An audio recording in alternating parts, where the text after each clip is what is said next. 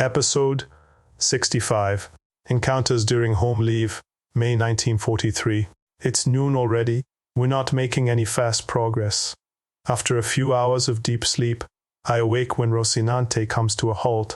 Brief marching break and technical check. The time is made use of. The men relieve themselves in the roadside ditch. 1 hour break. Check the vehicles and take on rations, was the order. We have some of the rabbit left. I want to call it a stew. The radio operator sets the steel pot on top of the hot engine. That way, the food gets a little warm. It's very cloudy, and therefore we don't have to worry about the enemy air force. Nevertheless, we put up posts and send a few soldiers out a distance of 500 meters as security. After we've gone over the tank thus far, a few canisters of fuel are taken from the transport truck. With those, we can fill up Rocinante at least LFWA. Fuel is scarce, but we just want to get back and not undertake any major attacks. We're now close to the point where we had to cross the anti-tank ditch, so I'm estimating another 2 hours driving until we're back in sight of our forward guard. With full bellies, we climb back into the tank. On it goes. No enemy in sight, and I'd already thought that the corridor had been widened by our comrades. After another hour on the uncomfortable supply road, we encountered trucks and armored personnel carriers. We stop to make sure they're not Russians. After a short time, it's obvious that we're dealing with friendly troops, who had also departed in support of our men at the bridge. 200 men are sent ahead to spoil the day for the Russians. I had hoped for a bit more artillery, but I think that we can have complete faith in the Luftwaffe and the situation report. Toward the early evening, we finally arrive. Ursula has to go into the repair shop right away, since the tank is useless without an operational main gun. We don't have any damage and are happy to be finally, well, home again. Platoon leader explains to us that we'll receive 2 days rest for now, but that the tank needed to be operational again as soon as possible. One could never know. The last few days have been very strenuous. I need some rest now. I actually want to, after we've refueled and resupplied ammunition, sign off, but the senior ensign takes me aside. Non-commissioned Officer Peterson, let's have a word. Well, I think to myself, when the ass in on the line, I'm Rudolf and N, and now non-com. I don't let anything show and reply with a louder than imagined proper yes. Sir, senior ensign. He takes me aside, and we stand a bit aside by the corner of a house. No one says anything, and I'm already wondering that it'll now certainly become interesting. He extends his silver cigarette case to me. I can read their engraved P and G. I finger a box of matches out of my pocket and give him a light, after which I light my cigarette. He looks at me, with his big scar. He does look somehow threatening. I look him directly in the eyes. We'll see who can take this longer. Silence. No one says a thing. It's certainly only seconds, but to me it appears as if we were staring at each other for minutes. Then he moves, takes off his leather glove and extends his right hand. I look at the hand and again at his face. Slowly, a smile shows itself. Then he says, Peter, and if that's all right with you, I'd like to offer you my first name, Name Rudolf. I can't control my facial expressions any longer and have to grin as well. Then I shake in and say, now to Peter, that I'm very pleased. Now we both have to laugh and continue talking out the mission. With a good feeling, I then bid goodbye to my commander and get on my way to my quarters. Finally again, a halfway normal bed and a roof over the head. June by now is already a few days in, and the rumor is going around that we'd relocate. The division has been assigned a new sector of the front, and we would soon follow suit. It was to go further to the north, and the regiment was also to be restructured. I don't care for that. During such moves, companies are quickly detached and utilized to form the base for new units. Wait and see. I'm thinking Schmidt will know it exactly. I show up just in time for a mug of coffee, and we make ourselves comfortable in front of the improvised staff building. Sarge joins in, and the newest stories are exchanged. Here, too, one can hear the rumors already that we'd relocate. I cautiously ask whether there'd be a possibility to still receive a few days' leave. To that, the staff guys weren't able to say much, but if my commander could spare me, and the unit would go along, then it'd be possible. The motto home leave is therefore issued, and now I'm making every attempt to get away for a few days at home. Peter states that it would of course be difficult to get by without me, but due to the latest missions and the successful tank kills, something certainly could be made possible.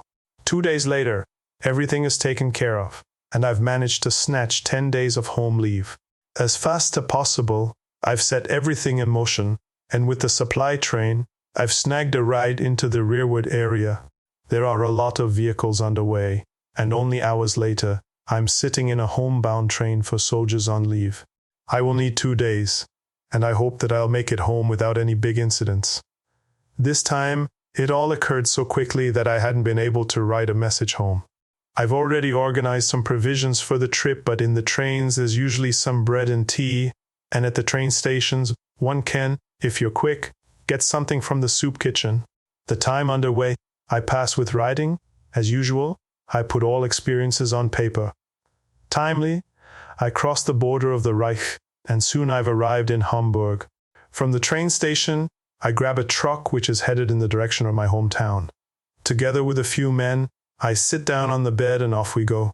I am appalled to see several buildings in Hamburg destroyed.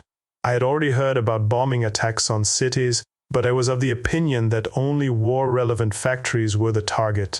Here, however, are also ruins located in residential areas. That scares me.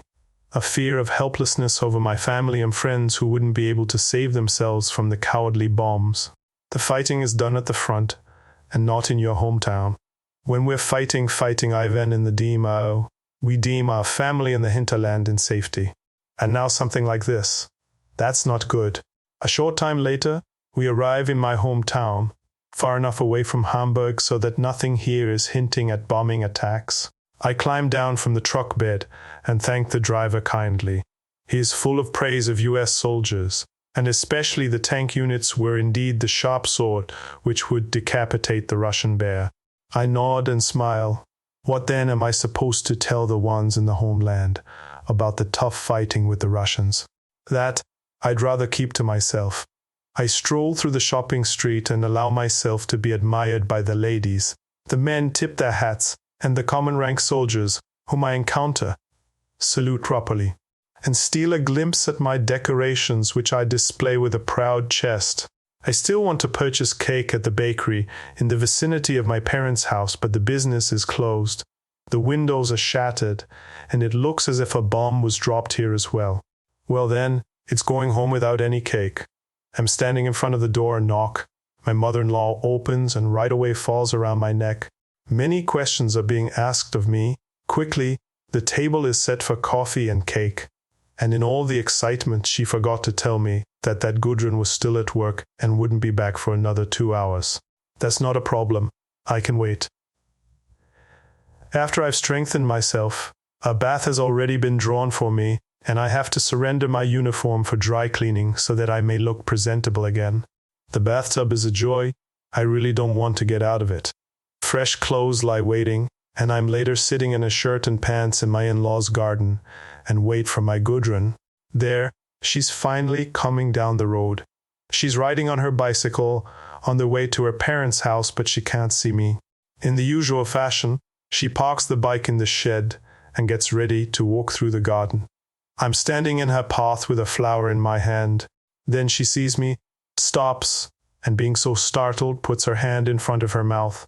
Quickly, the astonishment vanishes from her face, and a big smile appears on her beautiful mouth. She starts running, and after a few steps comes leaping into my arms. We hold each other tight, and I notice how she is sobbing, holding me tight against her. She does not want to let go of me again, but I don't either. For the first few hours, she talks so much, I'm thinking that's because she's so excited. We drink coffee, eat cake, and it's a beautiful afternoon. Toward the early evening, I announced that I would like to report to my parents, but that I'd be back later. Of course, the two ladies are understanding of my desire. Without much fuss, I'm taking my father-in-law's bicycle and riding the few kilometers to my parents' house. It's nice here. The fields have been planted, the sun's shining. Everything is as in deepest peace. Not even a plane in the sky, all's eerily quiet. When I later arrive at my parents', the joy here is also enormous. My mother is happy, and my father, too, who usually shows little emotion, is visibly touched that I'm home once again, and still in one piece. One of the neighbor boys is sent out to get my sister's sister healed. Later, we two are overjoyed, embracing one another. She's already overcome her loss somewhat, but deep inside her soul, she's probably still grieving over Willie. Here, too, I have to answer many questions, and it's a few nice hours. With the promise to stop by again in the next few days, they let me go again. Dinner is served in the in-laws' garden. Now my father-in-law is there too. He's mighty proud that his son-in-law is such a successful tanker. When I would be receiving the Knight's Cross, he asks me. I wave it off and answer that it would only be given to officers, and he has to laugh wholeheartedly. Then, at some point, I'm beat from the past few days. Thus Gudrun and I retreat back to our on the second floor. However, we don't get much sleep. This way, the wonderful days at home begin. On the third day, I'm just underway in town with my father. We spot a large formation of bombers heading toward Hamburg. My father states that it's about to start again, but here at the edge of Hamburg, we'd not be getting much action. Where is the German Air Force? They're supposed to keep the airspace over the Reich protected. Now, that does interest me a lot, and the first airman whom I'd find would have to explain that to me. My father-in-law asked me to visit his small, or by now, a bit larger factory. In uniform, however, that would be motivational to the employees. The work situation is good. He produces small parts for the large armaments manufacturers. He also has 10 foreign workers in the workshop, 4 Frenchmen, 4 British, and 2 Norwegians. They seem to like it here, however, and they do, according to my father-in-law. Good work. They at first sternly check me out, but then not in a friendly fashion. All of them are probably former soldiers who are supposed to work off their time as prisoners of war. After my visit, I talk to my father-in-law about the bakery. He doesn't want to say anything about it. For now, I'll respect his silence. I also have to accompany my father to the regulars' table of the shooting club, and there I hear the wildest stories from the home front warriors. All are apparently very well informed by the weekly newsreel, and are outdoing each other with the formation of focus points along the Eastern Front, so a closing line could finally be drawn there. As usual, I'm holding back my answers a little bit, but then with increasing alcohol level, the demands to the troops are becoming increasingly higher, and here and there is an accusation. Surely, there are some veterans here from the First World War who had to endure the barrages of the heavy artillery in the trenches for weeks. However, what they don't understand is that nowadays, there's a different kind of combat. I don't lose my calm, but I raise my hand and start. We march, we fight, we have the Russian in front of us, above us, beside us, and behind us. The Russian in civilian clothes is standing behind us and is just waiting for us to drop our guard. All the time, we fight the Reds down, but like a hydra, OH heads grow back where EH had been cut off. We're bleeding out. Our capable officers are falling. Our vehicles are destroyed. The German Air Force cannot be everywhere. The land is way too big. We're too few men.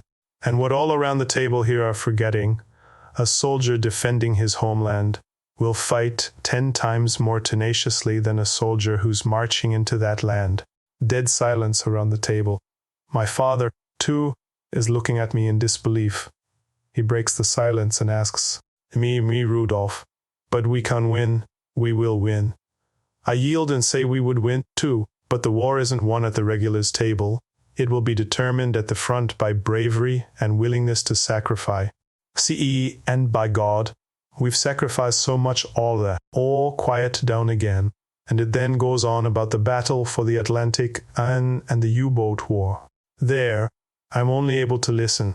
In the bar, I also meet an old school pal, pal Fritz Gaysar from my grade, went into the German Navy back then, and now he's sitting at the table drinking his beer in civilian attire. I bid farewell to my father's shooting buddies and walk over to Fritz. Just now, I noticed the crutches and that he's missing a leg. He sees me and greets me happily. Happily, Rudy, old man, you're looking like a war hero with all the decorations on your chest. Sit down with me, we'll drink a beer together, he shouts to me. I sit at his table, my alcohol level is still manageable. I can take one more beer. After he's ordered, he catches me as I'm staring at his crutches. He grins and says, the Tommy stole that in the Iranian, they shot my fast patrol boat out from under me and the leg right along with it. For me, the war is over, but I still have the one leg. Rudolf, do tell, what's the glorious Panzer force doing?